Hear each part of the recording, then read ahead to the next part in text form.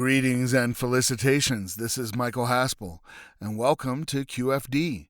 And I know it's been a long time between episodes, and I'm trying to rectify that and make them come out a little bit more regular. We do have a couple of episodes that are coming out that are going to be a lot of fun. We have a Mass Effect retrospective about what worked in that series, what was great. And we will also be talking about how to manage ensemble casts in storytelling, going from like just one main character to as many as 8, and why more than that starts to become not manageable. So we'll do a short series on that. And then I am currently prepping a show on a deep dive of my favorite movie of all time, which is Raiders of the Lost Ark.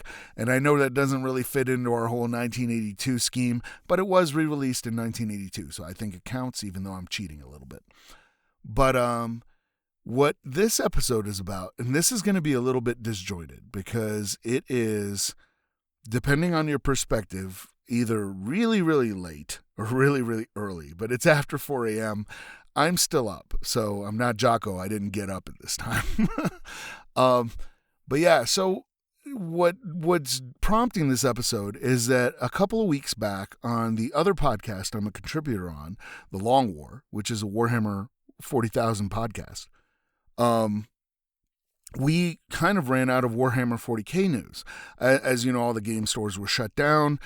Games Workshop, even though they had a lot of exciting announcements, when we record our podcast, it was a little late and other people had already covered it.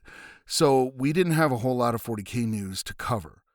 So instead, we covered some pop culture stuff and just talked about like Star Trek Picard, Disney Star Wars, Game of Thrones Season 8. And we kind of got into, ways of improving some things, how things would have been better and everything. I went on a pretty solid rant on that. And one of the people on there asked me, well, what about Prometheus? And I said something about, oh man, don't get me started on Prometheus, which prompted, and we didn't cover Prometheus, so we just kind of moved on. And it prompted a lot of people to contact me on the interwebs and ask, what about Prometheus? So I just figured, I can talk about Prometheus and get things off my chest, but this is not going to be a rant podcast. I want to try to keep things positive. So I'm making kind of a tentative promise that I'm going to keep things in the positive and kind of look at Prometheus as a way, as an object lesson in how we can learn how to tell stories better. And if you want the rant, if you want like everything that's bad with Prometheus, I think you can hop on YouTube and there's probably 100 videos about everything wrong with Prometheus. Which it's not hard to find things that are wrong with that film. So I don't want to do that again. I will probably talk about some things that can be improved storytelling wise, and I want to lay down some ground rules about doing that. And the first ground rule is that I can't change any major plot points. So if a character dies or something happens, that can't change. But I can change minor things that would, say, propel character motivation or something like that. Change character motivation. And then I can't use anything external, because a lot of folks that defend the film will say something like, oh, well, the writer said this about the movie and this is why these characters did that thing. If it's not on the screen, it doesn't count. Right? We're not doing any extracurricular storytelling. So if it wasn't on the screen, it didn't happen. Right? And I will grant like special edition stuff in there. Right? But I don't want to go back to like interviews and all kinds of different stuff that you'd have to read way too much material to get into this. And this is not like the Matrix sequels where you have to play the video game and read a comic book and 3 novels to figure out what is supposed to happen. It should be on the screen. It should be in the medium, self-contained, right? If you're going to do like a cross-medium storytelling thing, then that works as well. But Prometheus is not that. Prometheus was supposed to be one film. So that's what we're sticking to. The other reason I kind of wanted to do this is it lets me indulge in a bit of headcanon. And if I ever meet James Cameron in person and have time to talk to him, I definitely want to question him about this because I don't think it was an accident. And it has to do with the film Aliens and some headcanon that I have that there are hints dropped all over the movie. And it centers around Special Order 937, which is why I called the episode that. And I didn't really start to really think about this until I saw Prometheus. So without further ado, let's get into it. Skybird, this is Dropkick with a red dash alpha message in 2 parts. Break. 5, 4, 3, hands on keys, turn.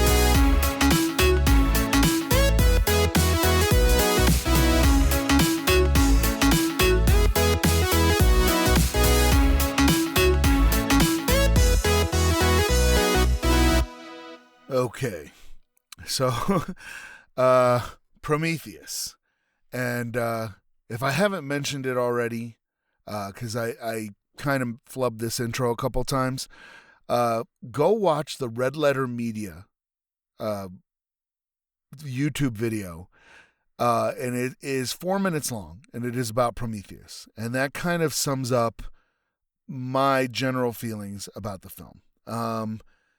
And you can watch the whole hour-long thing, but the 4-minute summary is exactly kind of what I'm talking about. It's it hits the nail right on the head, and it's only 4 minutes long. So Prometheus, and we're going to try to stay positive, right? Couple of things right off the bat, as I've seen the film maybe 3 times now. I saw it twice in the theater, twice in IMAX, and you might be like, wait, you didn't like Prometheus. I did not, right? But why did I see it twice in IMAX? Well, the first time, I was very emotionally invested in the film, right? So this is Ridley Scott making this. The guy is a legend. I mean, this is the man who made The Duelists, which if you're a fan of sword fights and you haven't seen, that's almost criminal. He created Alien, right? He brought Alien to the screen. Blade Runner, Legend, which I think is a woefully undervalued film. It's flawed, but I think it addresses the whole idea of the Fae in a really, really cool way. And that's like one of Tom Cruise's first films. It's a really good movie. Gave us Darkness with Tim Curry. It's fantastic. He gave us Thelma and Louise, right? This pivotal film. Gladiator, which I think is his masterpiece. I don't think he can top that. The extended version of Gladiator with that cast and that story and everything that they delivered is amazing, right? Black Hawk Down, Hannibal, Kingdom of Heaven. I'm running out of movies that I can think of that are unbelievable. You know, he made that Robin Hood film with I think Russell Crowe starred in that, and that was really, really good. And then in 2012, he comes out with Prometheus. Now, in all of us were super excited about this because this is the guy who originated Alien returning to the franchise. And let's face it, the Alien franchise had been disappointing probably since Alien 3. Now, that's probably, one of the things that I would recommend doing is watching the making of documentary of Alien 3 and seeing, essentially, it's a how to not make a movie documentary about how they messed up a sequel to what was becoming an incredible franchise, especially after James Cameron had knocked it out of the park with Aliens. And he did some sneaky stuff in that movie that we'll talk about in a different episode about how he essentially retold the same story, but using a different genre and how he pulled that off. And it worked really, really well. And so Alien 3 drops the ball. Alien 4 had, I can't even begin to go into the problems on that. The AVP movies, it's, again, disappointment after disappointment. It's like Predator, fantastic movie, right? A very guy, testosterone-ridden action flick, but that's why it works. When you see these like super tough hombres running for their lives and scared, that's why Predator works. And then mixing that with Aliens. And it had been done in the comics before by Dark Horse and with great success. There were a couple video games, and then they went completely off script and set it on Earth, and it just kind of just fell apart. And it was, Antarctica and a bunch of like Graham Hancock and Eric Von Daniken references. And I was just like, what am I watching? And then I'll give the AVP2 a pass because, one, they filmed it, well, it's supposed to take place in Colorado, but it didn't. Obviously, they didn't film it here. And the reason I give them a pass is those guys had like negative budget. They had no money at all. And to pull off what they were able to pull off with the amount of money they had, which was essentially the same amount of money like Sharknado pulls off stuff. It was like a made for sci-fi TV movie. And they were able to deliver something that at least had cool predators and cool aliens in it and some stuff we hadn't quite seen before. So, and they delivered a good creature feature, but I think it was woefully, people were let down. And I want to point this out too. In all the sequels we've had to Aliens, the studios keep dropping the ball because everybody wants to see Colonial Marines. And the one thing they don't give us is Colonial Marines. So it's just like, man, just name a movie Colonial Marines, a license to print money. Of course, it could be just like the video game, which messed it up. Watch the Angry Joe review about that for some good laughs. Anyway, along comes Ridley Scott back to the franchise with a huge budget, and he's going to make a prequel to Alien, and it's going to be called Prometheus, right? And it's going to have all kinds of stuff and everything. And I think it got a little bit too highbrow for what it was trying to do. I don't think everybody was really expecting a prequel to Alien. I think we wanted to see a continuation of stuff, but prequel's fine. The movie, if you have not seen it, and I'm going to get into a lot of spoilers here, so if you haven't seen it, you may not want to listen to this. But I think the film is gorgeous. Absolutely beautiful. The visual effects are great. Cinematography is amazing. Shot composition is really good. The cast is phenomenal. The story is, I don't even want to say needs work. It's frankly awful. For a film of this kind of caliber, the fact I don't understand how it made it to the screen. This is worse than a first draft. And I don't want to blame both writers. I'll blame one that was brought in to fix things, quote unquote, to punch up the script, and resorted to a bunch of mystery box nonsense that had become a crutch. So why I don't like kind of mystery box storytelling, and I think it's weak, is because any writer at all worth their salt can create a mystery if you don't have to solve it. If you don't need to have an answer to your mystery, it is easier than anything to create a riddle or a mystery or whatever that seems engaging and you don't ever intend to answer. And Prometheus is riddled with that kind of nonsense. And one of the things that I really don't like about it, without getting too deep into it, is that it is this kind of first draft storytelling that, even though this came out in 2012, it has been this kind of hallmark of a lot of films that we've seen right up till now. It just seems like the writers don't feel like they need a script that is self-contained and answers its own questions. They just seem like, hey, don't worry about it. It seems to be the order of the day. Don't worry about it. It's going to be fine. And if, you need to turn off your brain, and why are you taking things so seriously? Because stories are important. We are wired for story, and story is the way that we kind of interpret the world.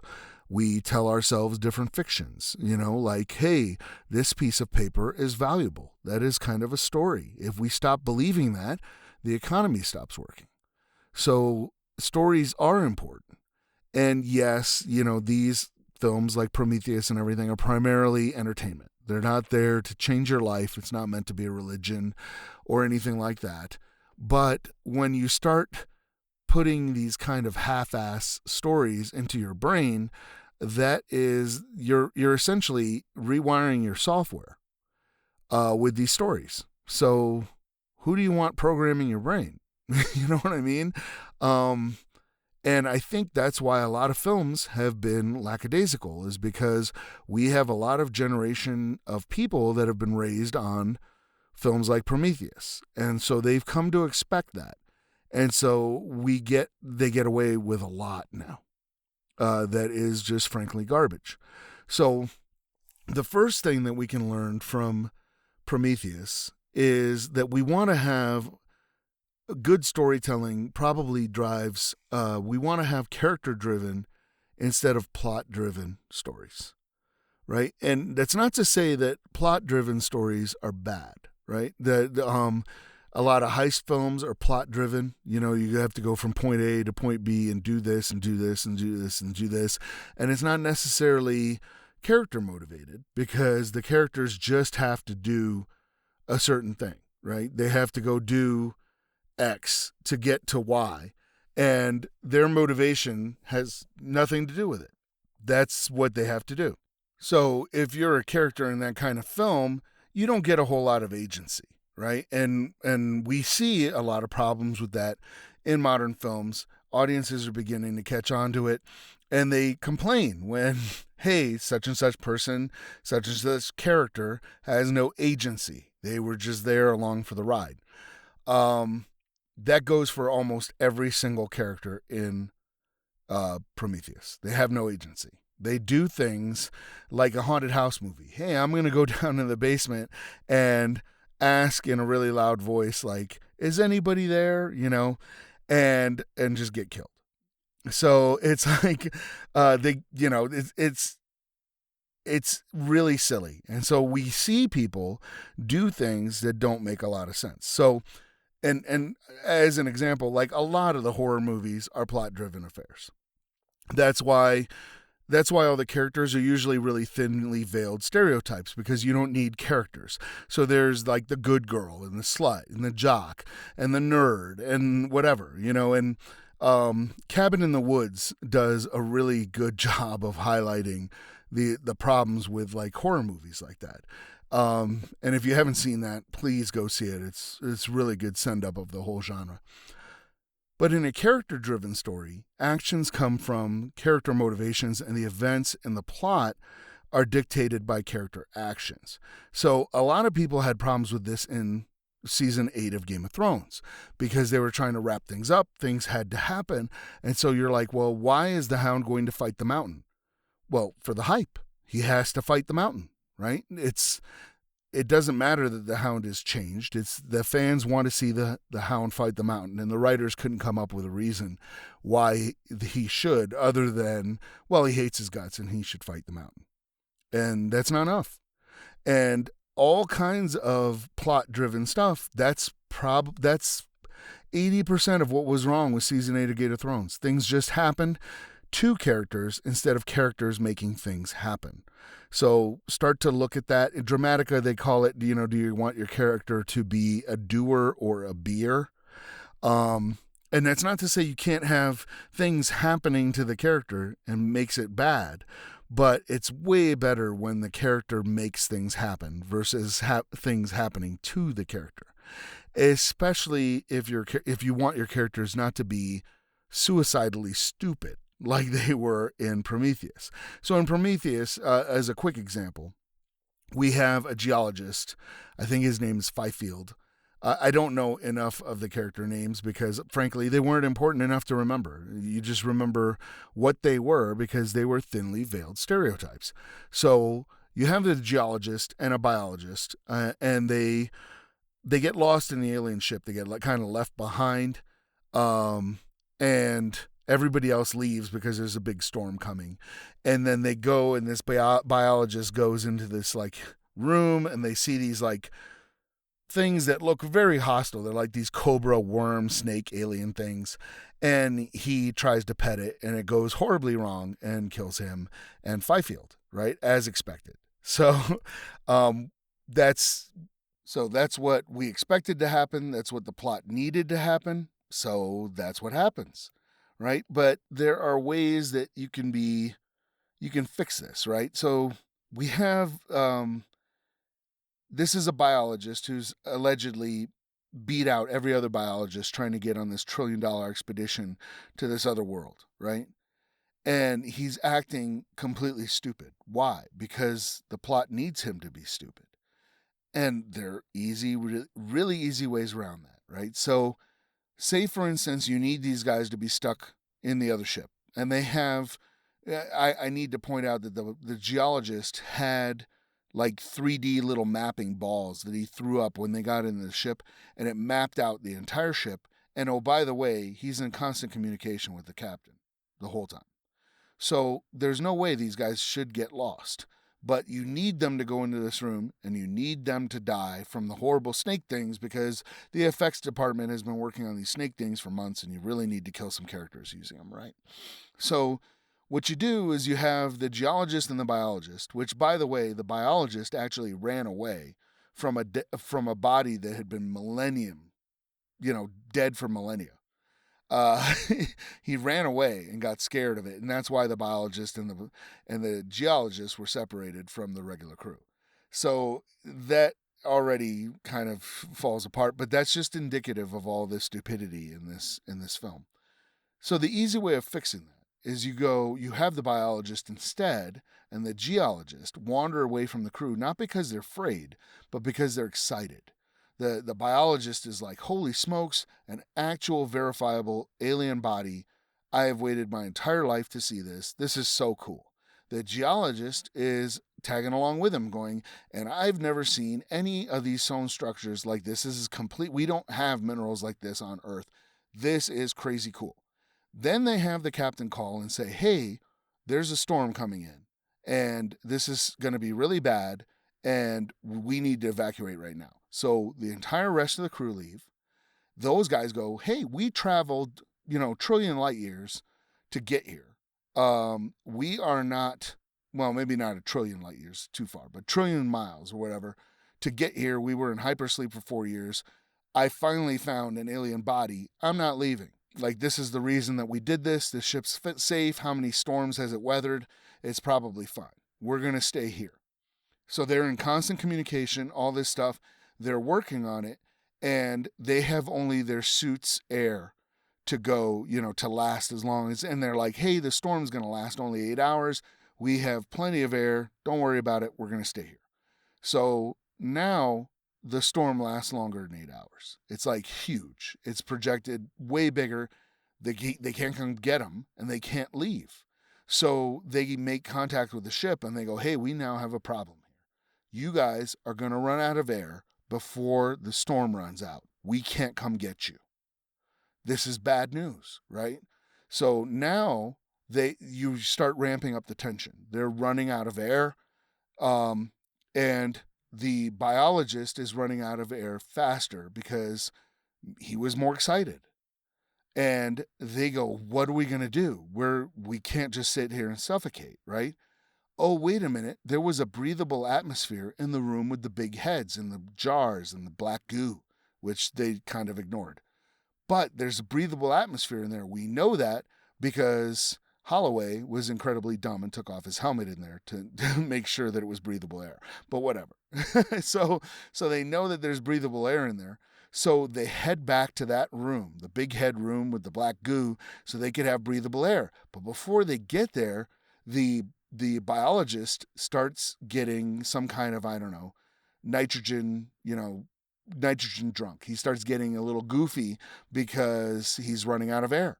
And now they get into this room and they go to take their helmets off and everything. But when they do, there's this cobra thing that comes up, and it's this alien snake worm crazy thing. But that biologist is all going through nitrogen, narcosis or whatever. And he reaches out to pet the thing. And of course, it goes completely south and it kills the biologist and the geologist. Okay, so we got to the same result. Both those guys are dead. We got to use the snake. The effects guys are happy. Only it makes a heck of a lot more sense because all those actions were character driven instead of plot driven. It made sense because they wanted to stay behind. So that's just an example. And there's a lot of different things like that scattered throughout Prometheus. So one of the other things that I want to discuss about Prometheus before we get into the cool stuff, which is, Special Order 937, is an old trope, and it's called AM/FM, actual machines versus freaking magic. And in fantasy, you can get away with anything, right? That's the whole idea of the genre. You can say, hey, there's a Balrog, or why did this work the way it did? Hey, a wizard did it, right? Voldemort did it, set this up 20 years ago. It's magic. It's friggin' magic. Doesn't have to make any sense, right? But actual machines have to make sense. So that's the difference between fantasy and science fiction. And just as an aside, like a friend of mine, I don't like the new, I've made no secret about this, I don't like the new JJ Trek. The 2009 Star Trek Into Darkness, and I haven't even seen the last film. Star Trek Beyond, I think it's called, right? So those films changed Star Trek from actual machines to freaking magic, which doesn't work because Star Trek is science fiction. So they flat out just changed the genre.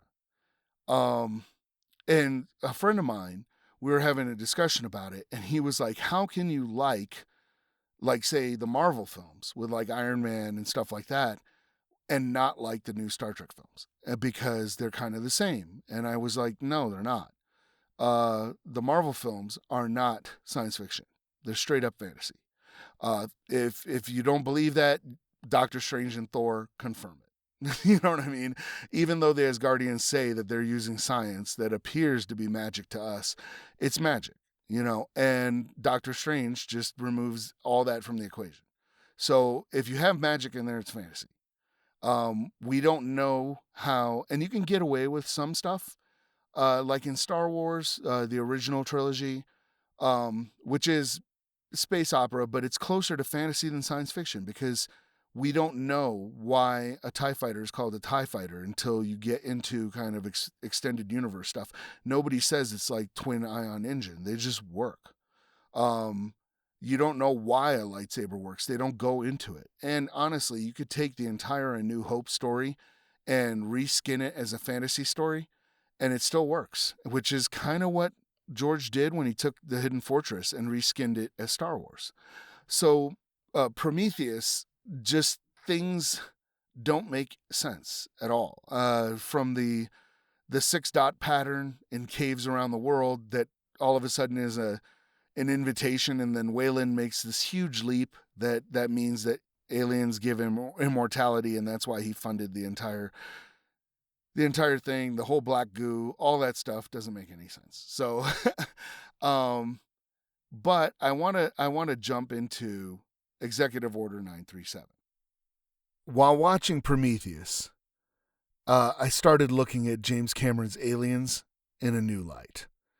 And honestly, I should have seen this point of view for Aliens for a long time. I'm kind of ashamed I didn't. So again, we're going to go back to our ground rules. I'm going to stick to what we see on screen and extrapolate stuff from there. I'm leaving out any additional source material such as behind the scenes interviews, etc. and everything. I'm just sticking to what we actually know from the story. So, starting with Prometheus, I think there's a possibility that other people, other than Wayland, knew what they were going to find on the planet, LV-223. I think David had a secret mission. So secret even that Wayland didn't even know about it. So Wayland was after immortality.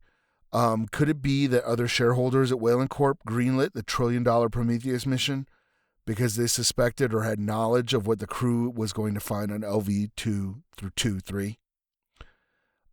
Who would they tell? Well, the android. He's the only one you can trust to keep a secret. And he's the only one you can trust to actually carry on his secret mission, right? So what was David's secret mission? Well, from the movie, we can tell it was like land on the planet, investigate any life form, retrieve specimen, and then the crew's expendable, right? He didn't try to save people. He even essentially went out of his way to try to kill people. But if that sounds familiar, there's in Alien a plot device called Special Order 937. And this is it, right? It's a secret mission that Ash receives that activates when he lands the Nostromo on LV-426. And the exact verbiage is this: Nostromo rerouted to new coordinates, investigate life form, gather specimen, priority 1, ensure return of organism for analysis, all other considerations secondary. Crew expendable. So why do I think this is David's secret mission? He tries to do that 3 times in Prometheus. So the first time, he infects Holloway. This is in direct violation of the first law of robotics, which if we talk about Isaac Asimov, the first law of robotics is a robot may not injure a human being or through inaction allow a human being to be harmed. No, the second law is a robot must obey the orders given to it by human beings, except where such orders would conflict with the first law. The third law of robotics is a robot must protect its own existence as long as such protection does not conflict with the first or second laws. So, what has that got to do with the androids in the Alien franchise? Well, we know at least one of them follows the first law of robotics because he tells us, and that is Bishop in Aliens. So he says, he cannot harm nor by inaction allow to be harmed a human being. So that is the first law of robotics. So at some point we understand that the androids are made to follow the laws of robotics, but not David and not Ash. And remember, Bishop says something about the A2s always were a bit twitchy, right? So we know that David doesn't follow the law of robotics because he intentionally infects Holloway. And when Holloway dies without David able to get a sample, his first attempt to complete the secret mission fails. So then he finds out that Shaw is pregnant and carrying a sample, right? So he now goes for the second attempt. The first thing he wants to do is put her in cryosleep and take her back to Earth. Okay, so if we jump to Aliens, that's exactly what Burke was planning to do with Ripley and Newt. That's why he let the facehuggers out in MedLab, so that Ripley and Newt would get infected, he would jettison all the bodies, and then smuggle them past ICC quarantine. Ripley says that, and Burke denies it, but it's kind of half-assed. That's exactly what he was going to do. So Shaw foils his plans because she goes in and does the whole auto surgery scene. And David is super impressed enough that he actually compliments her on her survival instinct. But he knows that his second attempt has been foiled. So what's his third attempt? If you watch the scene where David is going on to the alien ship and he's activating stuff or whatever, I think he set the course for the alien ship to Earth. He finds Earth and then kind of highlights it in their Navi computer. So I don't think the engineers had some kind of master plan to cleanse Earth. Now, despite what folks have said in interviews and stuff like that, what we see on screen, there's no hint that the engineers were going to go to Earth and destroy people. Shaw kind of jumps to that conclusion, but Shaw also thought that the engineers invited her to the planet because she saw 6 dots on a cave wall. So we can't trust her opinion. But the way I saw it, the nav computer on the alien ship was showing a galaxy map, for lack of a better term, of known destinations. And it wasn't until David selected the Earth that it locked in and reappeared as the destination. David himself set the course for the machinery. By the end, he claims to know how to fly the ships. I think that once that he figured out how to set the course, it would have been easy for him to just change the autopilot, but he didn't. He's following a higher directive of bringing the samples back to Earth. Keep in mind, David also didn't learn the engineer controls through trial and error. He didn't deduce them, or at least we don't see him doing that in the film. What we see is that he gets on the ship, he gets on board, and he knows how to work all the controls, and he knows how to do the door controls and read everything. Now, he explains that he researched the proto-languages while the crew was in hypersleep, but I'm like, come on, man. I don't know if I buy that, right? So then in Alien, we get the company sends the Nostromo to LV-426, supposedly to answer a distress call. But the android on board receives the secret mission, right? That's Ash, Special Order 937, recover the specimen. So the company already knew there was a ship on LV-426 because they sent the Nostromo there. And they knew what the cargo was, and they sent Ash to go get it. So that raises some pretty big questions of who knew and how did they know. Additionally, why only tell the android? Why not tell the whole crew, right? So the crew in Alien were basically all blue-collar truck drivers, right? If you tell them that they could get rich bringing back a specimen, they probably would do it. You'd have a totally different movie on your hands. It would be closer to a heist film. There would be some interpersonal dilemmas between some of the crew wanting to get rich and some of them having second thoughts about trying to sneak a dangerous organism past ICC quarantine. It's interesting to contemplate, right? But it would become much more of a morality play. But that's not what happened. And the element within the company tell the android because he's the only one who can't be infected, and he's the only one they can trust. And of course, that winds up making Ash a little bit crazy. The attempt ends in failure, and then Ripley blows up the whole thing. So they're not able to get the organism. But then you get aliens, right? And you get that the company knows that there's a bioweapon ship on LV-426. Why would they establish a colony within driving distance of the crashed bioweapon ship? If you watch the extended cut of Aliens, they show Newt's parents drive there from the colony. They're kind of, prospectors.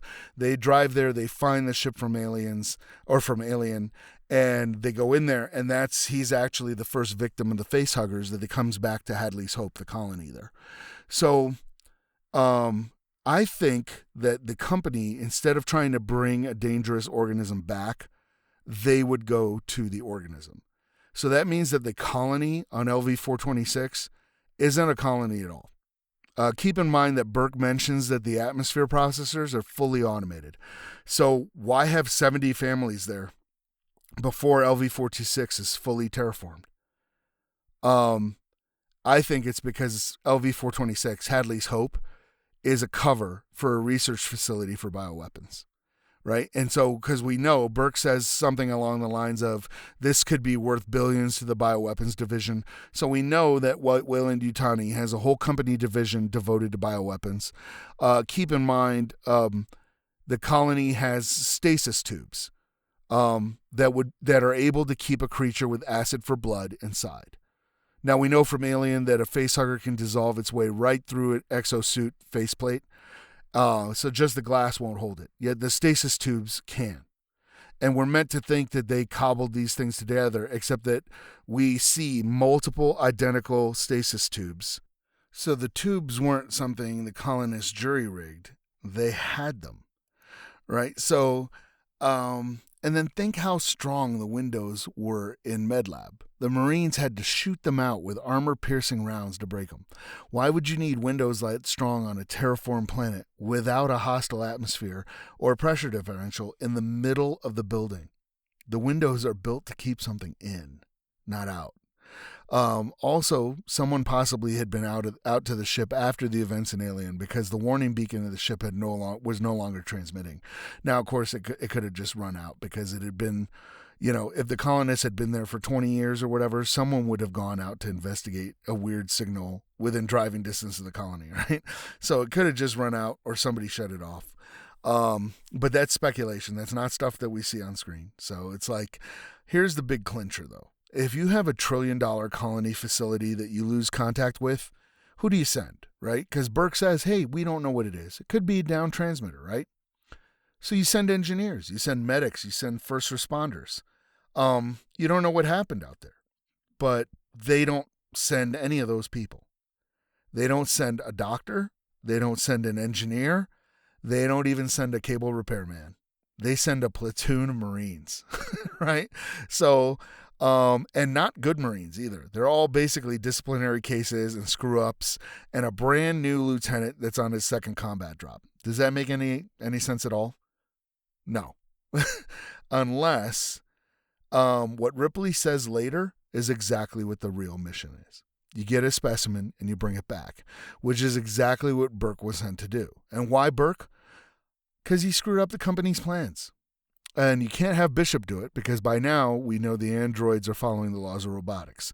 So Weyland-Yutani was building a research facility on LV-426, but it wasn't ready yet. Burke hears Ripley's story, sends Newt's parents out to investigate a ship he wasn't even sure would be there. Other folks in the company are sure it's there. How do we know? Well, they sent the Nostromo there to find it and alien. But Burke doesn't know that. He's not cleared to know about that full program. So he sends the folks out there to investigate on his own, out of his own ambition, right? And he probably gets the coordinates from the Nostromo's life pods recorders. We know that the life pod recorder had confirmed part of Ripley's story due to her inquest, right?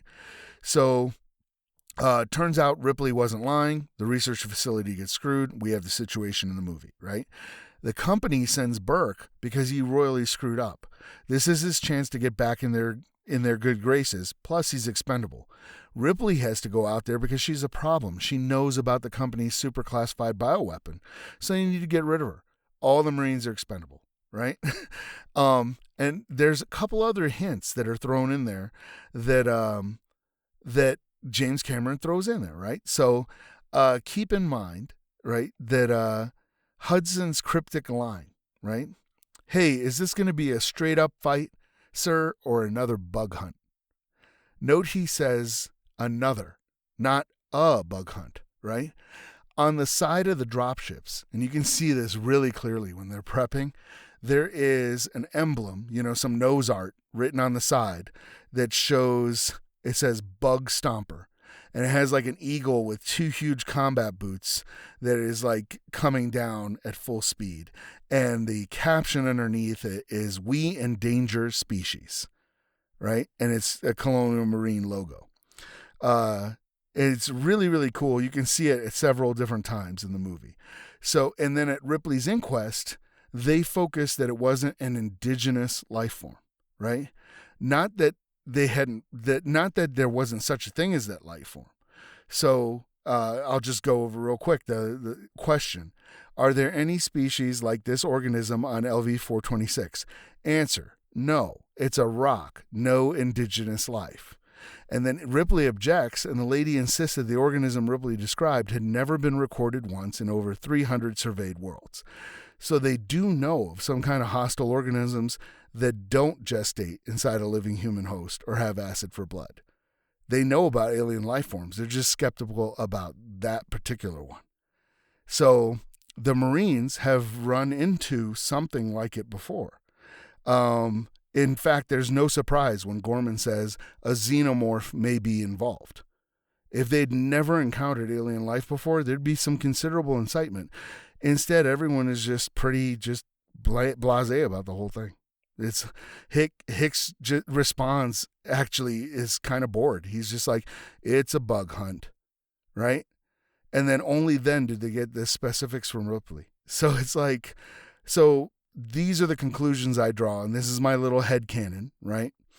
About aliens. And it's based on stuff I saw in Prometheus, which brings a little redemptive factor to the film. So the conclusions I draw are that elements within Weyland-Yutani Corporation knew about the xenomorph aliens as we know and love, species, Internecivus raptus, I think that's their name. They might know about the space jockeys or the engineers before Prometheus. The colony on LV-426 is kind of a bioweapons research facility. And the Marine expedition LV-426 was pretty much doomed from the get-go and was really there to provide security for Burke until somebody got infected so he could get a sample back. So anyway, that's kind of my positive thoughts about Prometheus, and I encourage you to go watch that 4-minute video from Red Letter Media, and it has a great punchline at the end. And with that, Mike out. You have been listening to Quantum Froth Dispatches by Michael Haspel. Music and other cues are brought to you by The Fat Rat. The song you are hearing is Monody, featuring Laura Brehm. Thank you for listening, and we now return you to your mundane reality.